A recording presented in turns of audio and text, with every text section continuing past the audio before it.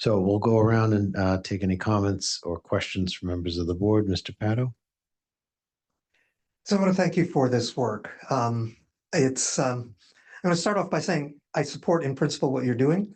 And the only reason I say in principle is I'm waiting for the hearings from the planning board to come to us so that we can actually respond to what will be on the floor. But I have little, if no doubt in my mind that the appropriate action at this time is to adjust our zoning so that we are compliant with the state law, but that we have greater control of where we're moving forward. When we adopted this originally, people had spoken with me and I made the comment that if we see that development comes in faster and denser than we were expecting, we have the opportunity and to some extent the responsibility to take action to make adjustments. And here we are, and here we should be to act. I think it's also important to note that we enacted this zoning not just because of the MBTA Zoning Act, but because of significant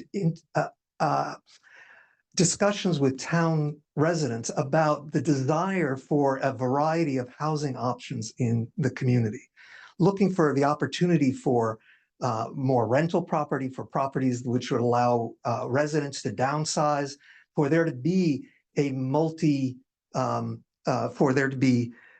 retail and housing together in small little village-like areas. So to some extent, what we have as a result is good. I'm not speaking to any specific project, but the result of having this come to Lexington is good. It is way too fast and way too much at once.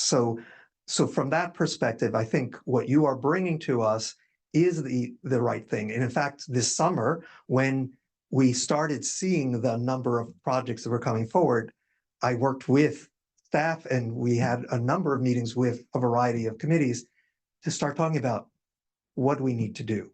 So I believe that what you're bringing to the table is an appropriate ask.